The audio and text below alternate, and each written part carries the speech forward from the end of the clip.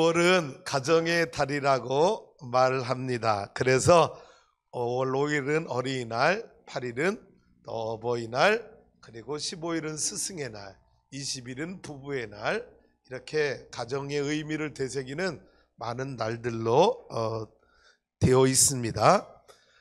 미국 UMC 교회는 사실은 어버이날이 엄빠의 날이잖아요. 엄마와 아빠의 날. 그래서 엄빠의 날인데 미국은 오늘이 마더스데이 어머니날이고 어머니주일이고 아마 다음 주일은 아마 제가 알기로는 파더스데이 아버지주일, 그래서 어머니주일과 아버지주일을 나눠서 예배를 드리더라고요. 근데 우리나라는 엄빠주일 같이 예배를 드리고 있습니다. 여러분의 가정이 건강해야 나라가 건강해지는 거죠. 여러분의 가정이 약해지면 나라가 약해지는 거예요. 가정의 위기는 곧 국가의 위기고, 가정의 건강함은 곧 국가의 건강함으로 이어지는 것입니다. 그래서 우리나라는 지금 가정의 위기, 국가의 위기를 맞고 있는데 네 가지 간단하게만 살펴볼게요. 첫 번째는 무슨 위기가 있어요? 심각한 저출산의 위기입니다. 그래서 작년 말부터 출생률보다 사망률이 더 많은 나라, OECD 국가 가운데 출산율이 제일 적은 나라, 지금 0.8명 이하로 내려왔죠. 0.7명대로 떨어졌습니다. 최고 인구 감소율이 급속한 나라가 우리나라가 되어서 이 상태로 간다면 2050년대에는 5천만 인구가 3천만 인구로 줄어들 것이라고 하는 통계 자료가 나와 있습니다. 굉장한 위기입니다. 두 번째는요, 비혼주의자가 너무 많이 증가하고 있다는 거죠. 내가 왜 결혼해서 가정의 굴레 속에 속박당하며 살아, 나 혼자 자유롭게 살 거야, 결혼 안 할 거야 라는 비혼주의자들이 너무 많이 늘어나고 있고, 여기에 덧붙여서 결혼을 하는데 어떤 가정이 많은 거예요? 우리 자녀는 안 낳을 거예요, 우리 둘이 사랑하다 세상 끝낼 거예요 라고 하는, 자녀를 낳지 않겠다고 하는 결혼하는 가정들이 너무 많이 늘어나고 있다는 것입니다. 세 번째는 가슴 아픈 일이죠. 급속한 이후 증가율 역시 OECD의 랭킹을 달리고 있는 나라입니다. 우리 결혼하는 청년들에게 제가 제안을 하고 싶어요. 여러분 가정이 이혼 안 하고 건강한 가정 되려면 주례를 담임 목사한테 부탁하라.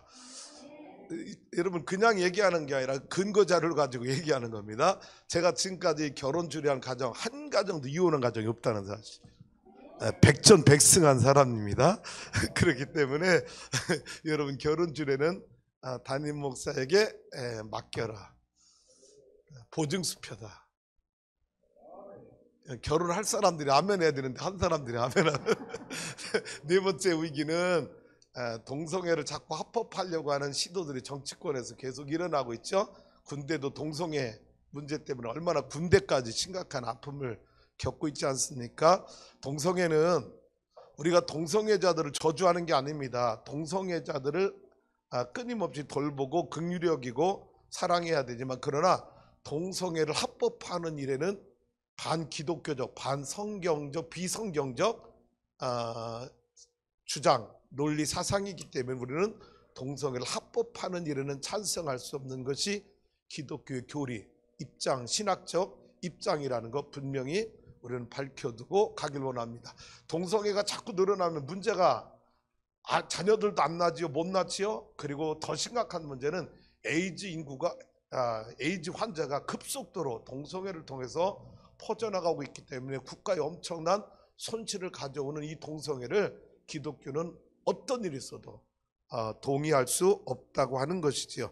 자, 이런 상황에서 모든 한국교회가 다음 세대를 살리는 일에 목숨을 걸고 투자해야 될 상황이 지금 우리 앞에 펼쳐지고 있는 미래라고 하는 것입니다. 그래서 어느 때보다도 여러분 가정이 더 건강해야 되고, 여러분 가정이 성경적 가정을 세워나갈 수 있는 그런 건강한 가정이 되길 원합니다.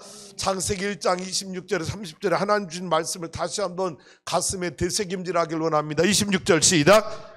하나님이 이르시되 우리의 형상을 따라 우리의 모양대로 우리가 사람을 만들고 그들로 바다의 물고기와 하늘의 새와 가축과 온 땅과 땅에 기는 모든 것을 다스리게 하자 하시고. 보세요. 하나님이 나와 여러분을 만드실 때 우리의 형상을 따라 우리의 모양대로 사람을 만들자, 우리의 형상, 우리의 모양, 삼일체 하나님입니다. 그래서 삼일체 하나님이 나와 여러분을 만드실 때 하나님의 형상, 이미지 오브 갓이라고 하는 하나님의 형상을 따라 우리를 지어주셨다. 그걸 솔로몬 기자는 전도서에서 뭐라고 말했어요? 하나님이 우리 인간을 창조할 우리 마음에 영원을 사모하는 마음을 주셨다. 여러분, 그 영원을 사모하는 마음에 하나님을 모셔야 우리 안에 하나님의 형상, 이미지 오브 갓이 회복되는 줄로 믿습니다. 그래서 보세요. 바다의 물고기, 하늘의 새, 가축, 온 땅에 기는 모든 것을 다스리는 권세를 하나님 우리에게 허락해 주신 줄로 믿습니다. 27절로 가봅니다. 시작. 하나님이 자기 형상 곧 하나님의 형상대로 사람을 창조하시되 남자와 여자를 창조하시고. 다시 한번 분명히 말합니다. 하나님 창조한 건 남자와 여자입니다. LGBT 50가지가 넘는 그 젠더들을 하나님 창조하지 않았어요. 하나님은 분명히 남자, 여자, 여러분 아담과 하와를 창조하셨지 여러분 중성애자를 창조한 적이 없어요. 할렐루야. 그럼 오늘날 목사님 왜 세상에 그 많은 레즈비언이나 LGBT들이 있는 이유가 뭡니까? 여러분, 인간 타락한 하나님의 말씀에 벗어난 아담의 후손들이 여러분 인간의 타락과 성의 타락이 피존해서 생겨난 잘못된 성이지 하나님은 남자와 여자밖에는 창조하신 일이 없는 거예요. 할렐루야. 그래서 우리는 동성애나 LGBT 수많은 다른 성을 인정할 수 없는 세상은 있잖아요. 그건 타락에 의한 하나님의 저주에 의한 여러분 그런 뿌리라는 걸 우리는 성경적으로 분명히 알아야 될 줄로 믿습니다. 28절 가봐요. 시작.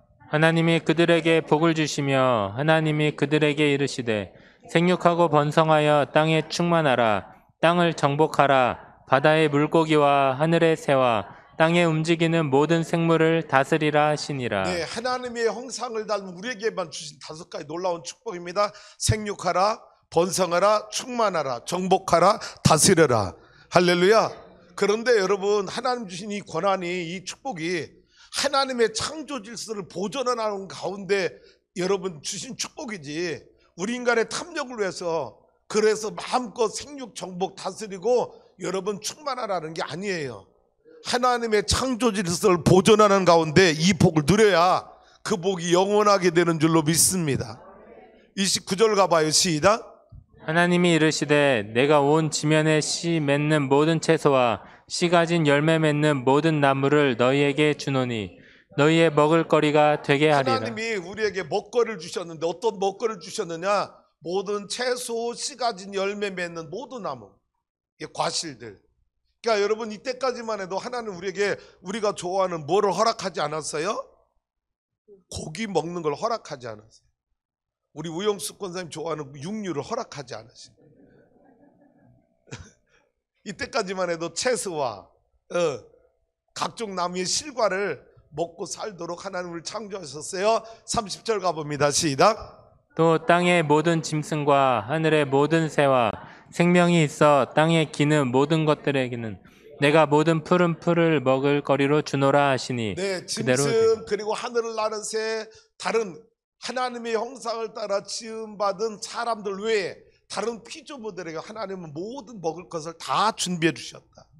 그래서 마태복음 6장에 뭐라고 말해요? 너희는 무엇을 먹을까 마실까 입을까 염려하지 말라. 이는 다 이방인들이 구하는 것이라. 너희 천부께서 너희가 무엇이 필요한지 다 아시느니라. 너희는 먼저 그의 나라와 그의 의를 구하라. 그리하면 이 모든 것 너희에게 더하여 주시리라. 할렐루야. 요즘 자녀를 안 낳겠다는 이유가 뭐예요? 목사님 아이들 교육비 너무 많이 들어요. 여러분 걱정하지 마시고 나세요. 교육비 이제는 국가가 다 책임져 줄 때가 올 거예요. 다음 세대가 없어서 여러분 걱정하지 마세요. 장학금 제도가 얼마나 잘 돼 있고요. 할렐루야. 그리고 여러분 부부지간의 진정한 사랑의 행복은 언제 느끼는지 알아요? 내 자녀를 낳을 때 그때 사랑을 느끼는 거예요. 우리 결혼한 가정들 그냥 낳고 또 낳고 또 낳아서 하나님이 그 자녀들 가운데 세계 거목들이 경제계의 거목, 정치계의 거목, 의료계의 거목이 나오도록 하나님 요셉과 같은 축복의 자녀들을 주렁주렁 맺도록 복 주시길 원합니다. 아까 채소만 먹으라고 그랬잖아요.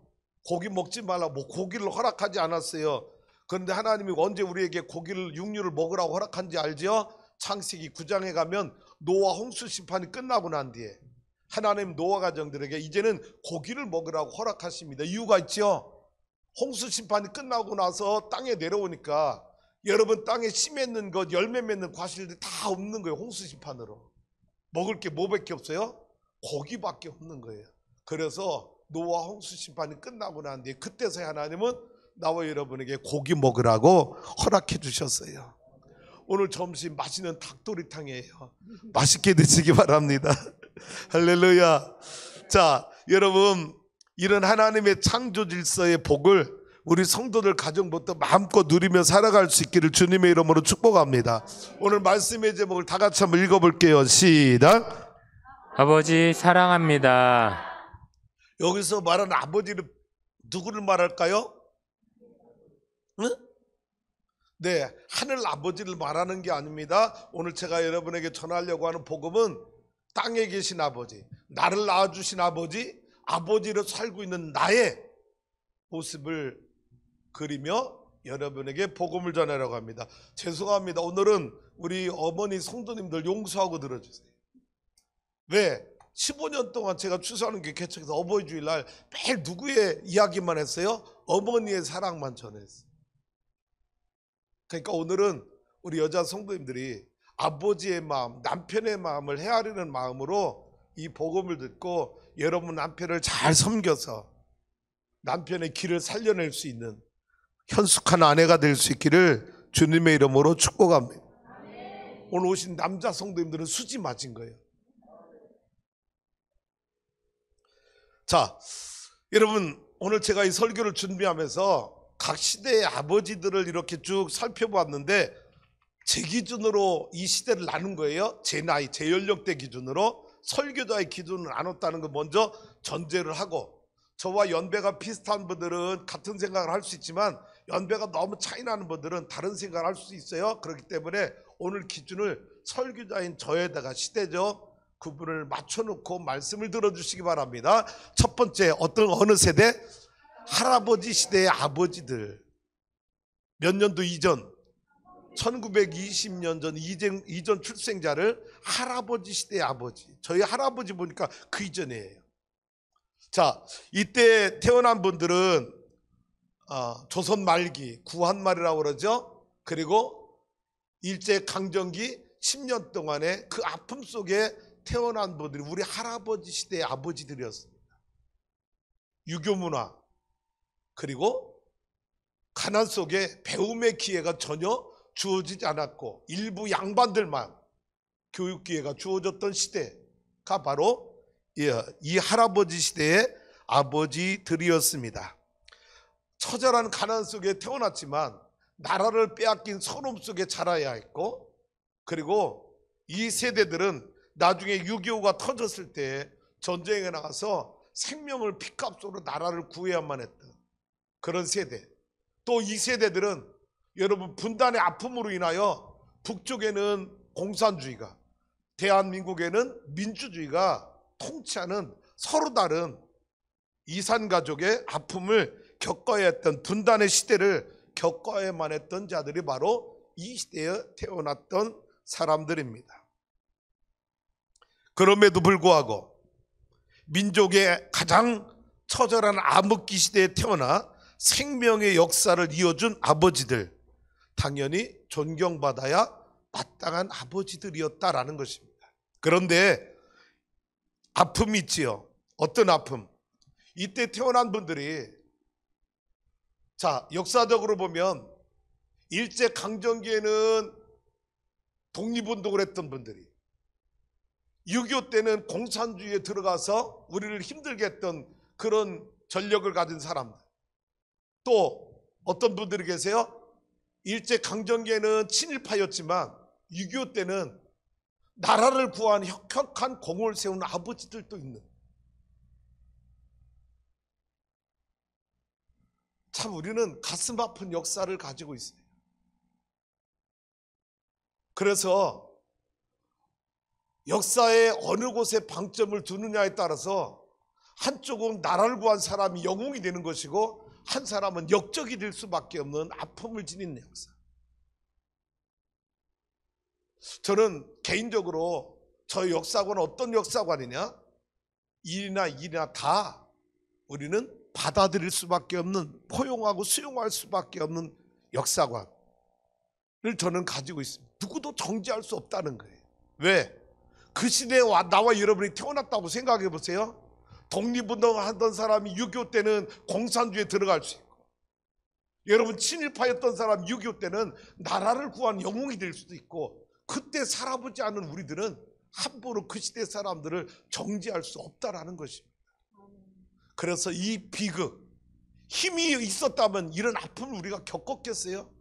힘이 없어 나라를 빼앗긴 가운데 겪은 아픔을 오늘 이 시대에 사는 우리들은 이 역사를 다 끌어안을 수 있는 그런 역사관을 가져야 이 나라가 하나 되고 통합할 수 있지. 한쪽에만 비중을 두면 다른 한쪽은 반드시 정죄당해야 되는 아픔을 갖고 있는 나라가 우리나라의 역사라고 하는 것입니다. 두 번째, 우리 아버지 시대의 아버지들이 계십니다. 저는 시대를 이렇게 구분해 봤어요. 1920년부터 55년. 저희 아버지가 36년 출생입니다. 우리 아버지 시대의 아버지들. 일제강점기에 태어났지요? 그래서 일찍 태어난 사람은 6.25 전쟁에 여러분 17, 18 학도병으로 끌려가서 우리 아버지 위에 형님이 두 분 다 계신데 여러분 17, 18에 여러분 학도병으로 끌려가서 다 6.25 때 전사하고 형제 중에 우리 아버지 한 분만 살아계죠. 이것이 우리 아버지 시대의 아버지들이었습니다. 당연히 유교 문화 그리고 가난 속에 이들에게도 배움의 기회가 없었지만 우리 아버지 시대가 우리나라 역사의 위대한 여러분 역군이 된 것은 이 나라 경제를 그 토대를 만들어 놓은 일에 생명을 다한 그 사명을 감당한 분들이 바로 우리 아버지 시대의 아버지들이었습니다. 월남전에 파병해서 그래서 여러분 자기 생명을 담보로 예화를 벌어들이고 중동의 근로자로 나가 그 땡볕에서 여러분 노동력으로 예화를 벌어들이고 아마 우리 중동 근로자의 끝물을 쯤 아니었을까 생각을 해요. 우리 이준도 장로님은요 결혼하고 일찍 결혼하고 신혼초에 중동에 가서 7년 동안 예화를 벌어들인 장본인이 우리 이준도 장로님. 그리고 독일의 광부로 간호사로 여러분 국제시장 영업했지요? 독일에 갔던 광부들 간호사들이 인간적 대접을 받았어요? 아닙니다. 독일 사람들한테 짐승 취급당하면서 그 인간적 수많은 모독을 다 참아내고 예화를 벌어들여서 그 예화가 월남, 중동, 독일 여러분 이 예화가 우리 대한민국이 세계 경제 10대 강국을 만드는 여러분 경제 성장에 동맹 역할을 한 경부고속도로를 만든 것이 바로 이들의 예와 벌이었다라는 것이죠.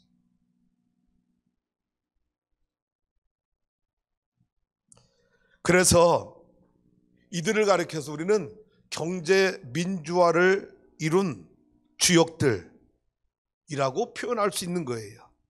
당연히 존경받아야 될 마땅한 아버지 세대들이었습니다. 그런데 오늘날 역사는 한쪽에서는 이들을 향해서 수구 꼴통 세력이라고 비난하는 모습이 얼마나 우리 가슴을 아프게 하고 슬프게 하는지 모릅니다. 여전히 가부장적이었고 그리고 어머니들은 여성으로서의 인권을 전혀 존중받지 못했던 시대였고 그때 태어난 자녀들에게 아버지는 저희 아버지도 엄하고 엄격한 자상하거나 자녀들하고 대화를 나누거나 그런 아버지가 아닌 저 멀리 계신 항상 근엄하고 엄격한 아버지상을 우리는 갖고 자랐습니다. 세 번째, 우리 시대의 아버지들을 생각해 봅니다. 제 기준이에요. 56년, 75년, 요 20년 사이에 제가 63년 인생이니까 중간 그룹에 제가 해당하겠죠. 우리 시대의 아버지들은 어떻게 자랐습니까? 물론 어렸을 때 보릿고개라고 하는 경제적 난관이 있었지만 아버지 세대들의 이루어놓은 그 경제 민주화의 토대 아래서 이제 점점 경제적 풍요를 누리기 시작한 세대들이 바로 저희 아버지 세대들입니다. 그래서 배움의 기회가 많아져서 조금만 관심 있고 노력하면 대학까지 갈 수 있는 교육적 혜택을 많이 누릴 수 있었던 세대가 바로 저희 아버지 세대들이었어요. 우리 아버지 세대들의 관심은 경제 민주화가 아니었습니다. 우리 세대들은 정치 민주화가 우리에게 가장 큰 관심 사항이었습니다. 그래서 군부 독재 정권을 무너뜨리고 문민정부를 세워야 된다고 하는 큰 꿈을 갖고 정치 민주화에 공을 세운 세대들이 바로 우리 시대의 아버지들이 사이에서 뛰었던 활동들이었습니다. 제 개인적 역사를 나누면 중학교 3학년 때 박정희 대통령이 안가에서 김재규 총에 맞아서 79년에 세상을 떠났습니다. 그리고 82년 고등학교 2학년 때, 그때는 광주 사태라고 그랬죠. 오늘은 광주 민주화 운동이라고 이름이 바뀌었습니다마는 고등학교 2학년 때 우리는 광주 사태를 경험한 세대들입니다. 그래서 대학 가서 4년 내내 제대로 된 강의를 여러분 할 수가 없었어요. 매일 데모해야 됐고 군사정권 물러가라, 여러분 총학생회에 들어가서 그런 활동을 하며 살았던 것이 우리들의 세대들이었습니다. 그 당시 민주화 운동은 나라를 바로 세우는 시대 요청이었고 국민들로부터 엄청난 지지를 받았던 것입니다. 제가 말씀드렸죠. 87년 6.29 60항쟁이 일어나고 나서 6.29선언, 이제 군사 독재 정권 끝내겠다고 문민정부로 정권을 이양하겠다는 노태우 대통령의 선언이 60항쟁 87년 6월 10일 항쟁으로 6.29 선언이 나오게 된 건데, 제가 말씀드렸잖아요. 그때 60항쟁 때 제가 어디 있었다고요? 영등포 로탈에서 군사정권 물러가라 물러가라. 그 다음날 동아일보 신문에 전면에 여러분 영등포 로탈이 제가 있던 현장에 사진이 나와가지고 깜짝 놀랐어요. 그렇게 살았던 것이 우리 시대의 아버지들이었어요. 그래서 문민정부가 들어서는데, 그리고 정치 민주화를 이루는데 공을 세운 세력들이 바로 우리 시대의 아버지들이었습니다.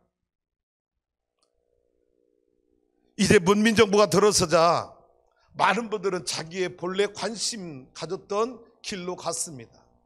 그래서 저는 목회자가 된 것이고, 그런데 그때 민주화 운동을 했던 분들 가운데 끝까지 그 길로 달려간 분들이 오늘날 여러분 586 세대들, 그래서 다 국회의원 배지를 달고 있는 사람들이 지금 너무 많이 있습니다.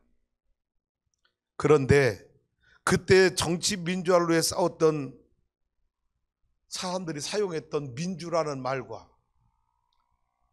그때 그 민주화 운동의 경력이 훈장이 되어서 달콤한 권력의 배지를 달고 있는 사람들이 쓰고 있는 민주라는 말의 의미가 동일하지 않다라는 거예요. 너무나 퇴색하고 너무나 차이가 나고 너무나 변질된 민주라는 단어를 쓰고 있는 것 아니냐라는 것입니다. 순수함이 없다는 거죠. 그때 썼던 순수했던 민주란 말이 오늘날 자기 탐욕을 채우는, 자기 정파만을 위한 타락한 민주주의로 둔갑한 잘못된 민주주의가 지금 우리나라에 뿌리를 내리고 있는 것 아닌가라는 염려를 해보고 있는 것입니다. 그래서 해방 이후에 대한민국을 일으킨 자랑스러운 두 세력이 있어요. 첫째는 경제 민주화를 이룬 세력입니다. 보수라고 말하죠. 이 중심에는 장기 집권을 했던 박정희 대통령이 그 중심에 서 있는 것입니다. 두 번째는 정치 민주화를 이룬 세력입니다. 그 중심에는 김대중 대통령이라고 하는 훌륭한 대통령이 그 중심에 서 있는 것입니다. 3년 전에 박정희 대통령 탄생 100주년 기념 학술대회가 있었어요. 이때 미국의 어느 유명한 교수가 와서 이 학술대회에서 이 이야기를 한 거예요. 대한민국에는 두 가지 큰 정치 유산이 있는데, 하나의 유산은 경제 민주화를 이룬 박정희 대통령이 있고, 하나는 정치 민주화를 이룬 김대중 대통령입니다. 이거는 대한민국의 자랑스러운 유산이다라고 강의를 했습니다. 저는 100% 동의했어요. 그런데 오늘날 우리 역사는 서로 이 두 세력이, 보수와 진보가 경제 민주화, 정치 민주화를 이룬 세력들이 서로 적폐라고 싸누고 있는 이 아픔이 얼마나 우리를 힘들게 하고 있는지 모릅니다. 그래서 저는 우리나라를 위해 기도할 때, 하나님 제발 이 나라 보수 그리고 진보, 경제 민주화, 정치 민주화를 이룰 수 있는 이 두 세력을 통합할 수 있는 넬슨 만델라 같은 대통령 지도자가 나오게 해달라고 늘 기도하고 있는 거예요. 그런 지도자가 나올 수 있기를 함께 기도하는 성도가 되기를 주님의 이름으로 축복합니다. 우리는 적폐가 아니라는 거죠. 우리 대한민국의 자랑스러운 유산.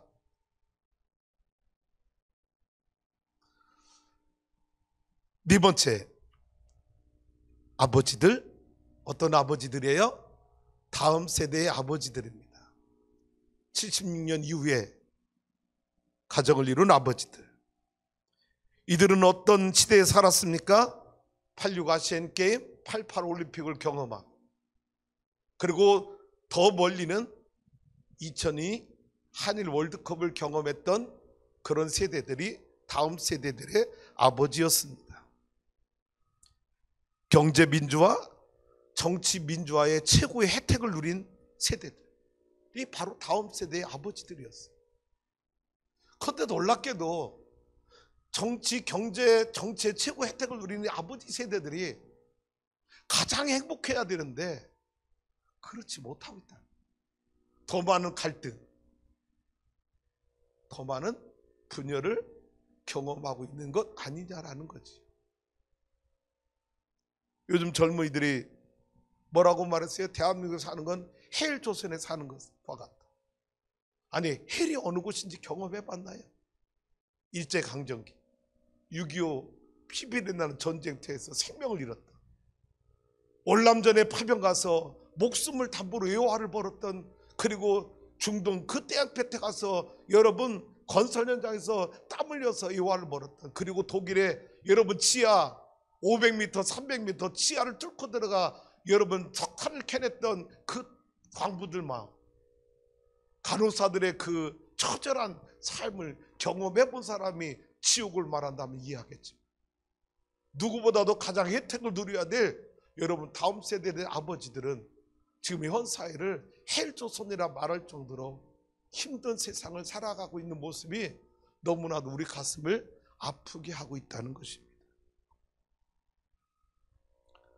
사랑하는 성도 여러분, 오늘날 이런 상황에서 가장으로서 아버지의 위치, 아버지 역할, 아버지의 포지션은 어디에 있느냐라는 것입니다.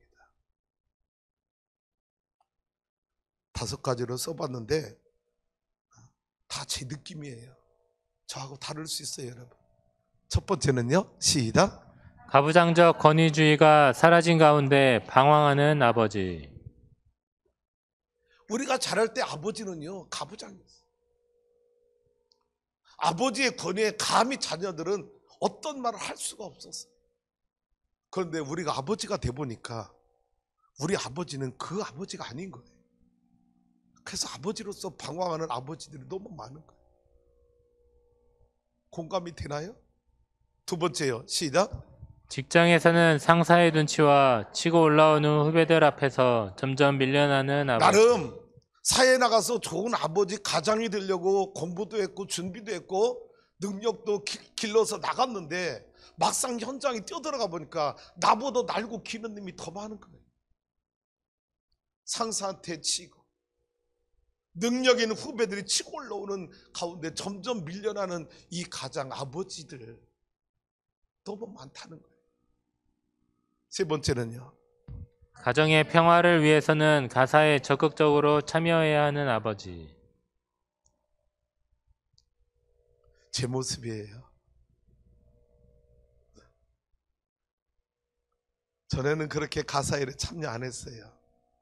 어느 날 보니까 아내가 너무 힘들어하는 거예요. 이제는 가사 일에 참여 안 하면 남편의 아버지의 자격을 잃어버릴 것 같아요.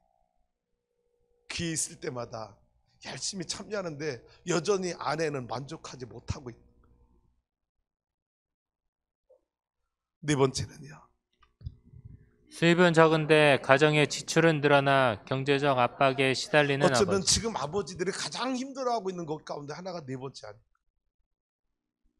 가게의 쓰임새는 너무 커지는 거예요. 근데 자기 수입은 그렇게 늘어나질 않아. 그래서 알게 모르게 경제적 압박에 시달리는 아버지. 다섯 번째는요, 나이가 들면서 몸 구석구석이 삐그덕거리는 소리에 스트레스가 심해지는 아버지. 제 이야기입니다. 저는 70세 은퇴할 때까지 성도들 앞에 아프다는 소리, 병들었다는 얘기 하고 싶지 않았어요. 그래서 규칙적인 생활, 규칙적인 식사, 규칙적인 운동, 그리고 영적인 생활, 여러분, 그래서 은퇴할 때까지 건강한 아버지, 건강한 목사로 살고 싶었는데 10년 전에 일과성 뇌혈적으로 쓰러지고 대상포진이 찾아오고, 아니 세상에, 난 코로나 까짓 거 와도 그냥 도망갈 줄 알았는데 코로나 때문에 힘들어하고, 이제는 온몸이 삐그덕거려서 아침에 일어날 때 여러분 여기저기서 덜커덩 소리가 나는 거예요. 나는 그런 날이 안 올 줄 알았어요. 건강에 점점 자신감을 잃어감 때문에 스트레스 받는 이 아버지의 마음, 이 아버지의 위치. 이런 상황에서 아버지가 설 자리는 어딜까? 어떤 때는 그냥 아무도 보이지 않는 곳에서 말없이 실컷 울고 싶은 아버지, 아내에게도 자식들에게 들키지 않는 안전한 곳이 있다면 한번 마음껏 울어보고 싶은 이 아버지들. 창세기 47장 한번 9절 말씀 볼게요. 9절 말씀만 다 같이 읽어봅니다. 시작. 야곱이 바로에게 아르되 내 나그네 길의 세월이 130년이니이다. 내 나이가 얼마 못되니 우리 조상의 나그네 길의 연조에 미치지 못하나 험악한 세월을 보내었나이다 하고. 네, 야곱의 고백을 보세요. 바로왕 앞에서 한 고백입니다. 바로에게 아르되 내 나그네 길의 세월이 130년이지만 내 나이가 얼마 못돼. 우리 조상들에 비하면 나는 새파랗게 젊은 나이인데, 그런데 내가 어떤 길을 걸어왔다? 험악한 인생길을 걸어왔다고 고백. 여러분, 이 야곱이 여기까지 오는 동안 험악한 인생을 걸었다고 고백하는데 얼마나 아내들 앞에, 자식들 앞에 여러분 숨어서 울은 적이 얼마나 많았을까? 이 험악한 인생길을 눈물 없이 걸어올 수 있었을까? 아니라.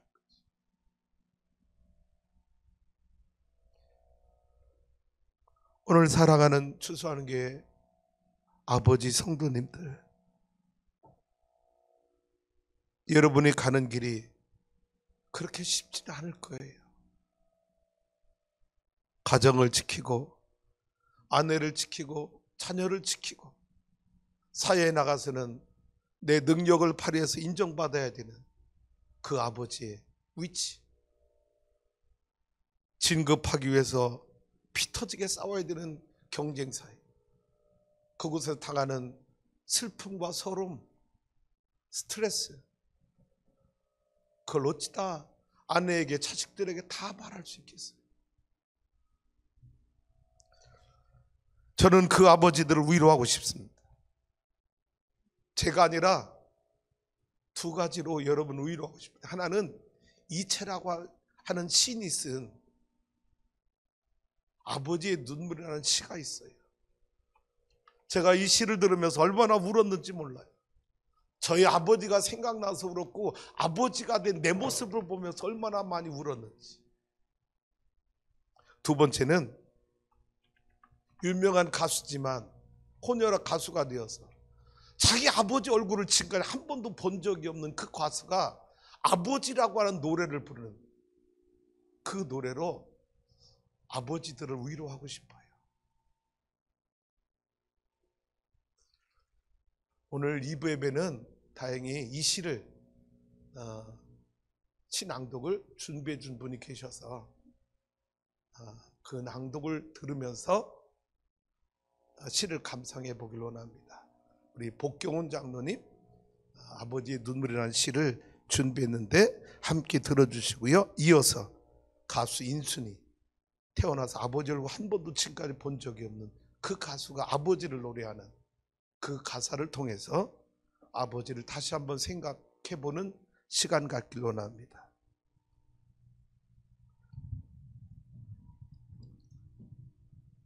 불을 그냥 꺼주시고 조명을 좀 해주는 게, 만들어주는 게 좋을 것 같아요.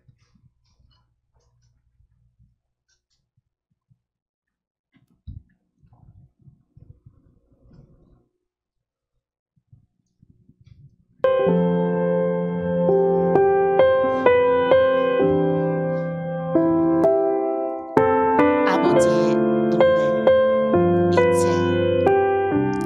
남자로 태어나 한평생 멋지게 살고 싶었다. 옳은 것은 옳다고 말하고 그른 것은 그르다고 말하며 떳떳하게 정의롭게 사나이답게 보란듯이 살고 싶었다. 남자보다 강한 것이 아버지라 했던가. 나 하나만을 의지하며 살아온 아내와 눈에 넣어도 아프지 않을 자식을 위해 나쁜 것을 나쁘다고 말하지 못하고 아닌 것을 아니라고 말하지 못하는 것이 세상살이더라. 오늘이 어제와 같을지라도 내일은 오늘보다 나으리라는 희망으로 하루를 걸어온 길 끝에서 피곤한 밤손님을 비추는 달빛 아래 쓴 소주잔을 기울이면 소주보다 더 쓴 것이 인생살이더라. 변변한 옷 한 벌 없어도 번듯한 집 한 채 없어도 내 몸 같은 아내와 금쪽 같은 자식을 위해 이 한 몸 던질 각오로 살아온 세월. 애당초 사치스런 자존심은 버린 지 오래구나. 하늘을 보면 생각이 많고 땅을 보면 마음이 복잡한 것은 누가 건네준 짐도 아니건만 바위보다 무겁다 한들 내려놓을 수도 없는, 힘들다 한들 마다할 수도 없는 짐을 진 까닭이다. 그래서 아버지는 울어도 소리가 없고 소리가 없으니 목이 메일 수밖에.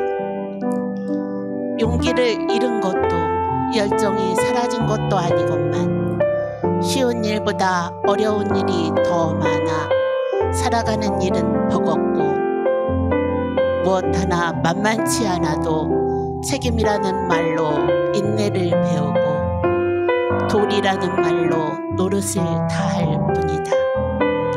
그래서 아버지는 울어도 눈물이 없고 눈물이 없으니 가슴으로 울 수밖에. 아버지가 되어본 사람은 안다.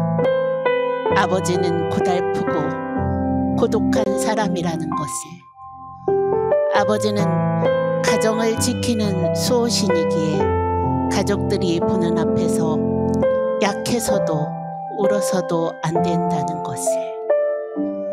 그래서 아버지는 혼자서 온다.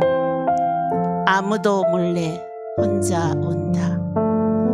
하늘만 알고 아버지만 아는. 네, 감사합니다. 박수해 주실까요?